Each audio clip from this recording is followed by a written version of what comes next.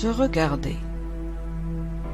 Dans son écrin de sagne doré et de sansouire bruni, l'étang de l'Or s'étendait, nonchalant, entre mer et montagne, puis fuyait vers Maguelone et d'autres étangs. Il pouvait devenir vert, puis bleu, selon l'ardeur du soleil ou la couleur du ciel. Cette lagune, empreinte de sérénité et de paix, ne pouvait me paraître inquiétante.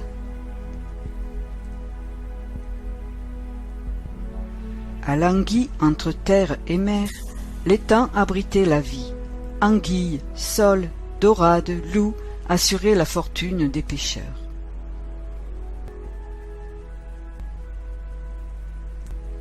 Oiseaux colorés, insectes multiples, cistudes discrètes, ici, la vie grouillée soumise aux lois d'un territoire naturel où tous les éléments s'unissaient pour donner une image d'unité.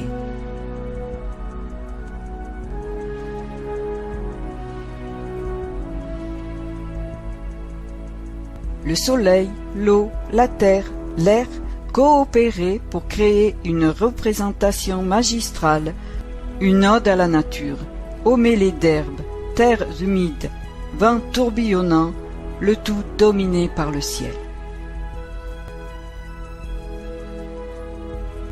Le printemps m'appelait. J'entendais son murmure planer sur l'étang, froisser les herbes, plisser l'eau. Il était fait de chants et de râles, d'appels et de fuites. Cette force vitale envahissait l'espace, faisant de ce lieu perdu le théâtre de l'exubérance.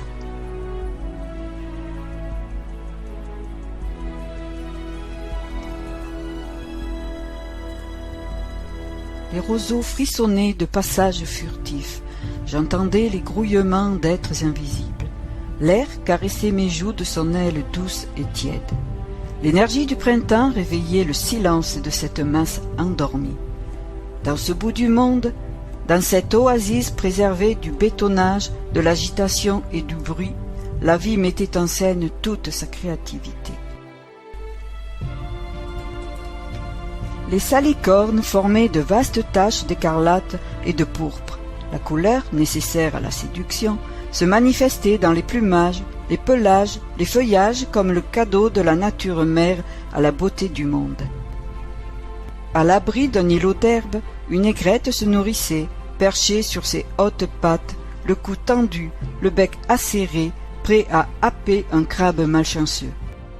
Un flamand solitaire, l'œil doré, promenait son large bec à la surface de l'eau. Au loin, les canards cancanaient, les guifettes moustaques volaient haut. Envoûté par la grâce de cette symphonie mystérieuse qui s'exprimait ici dans toute sa gloire, je rêvais d'un paradis perdu, notre terre à l'aube de son existence. Mais demain, que va-t-il se passer?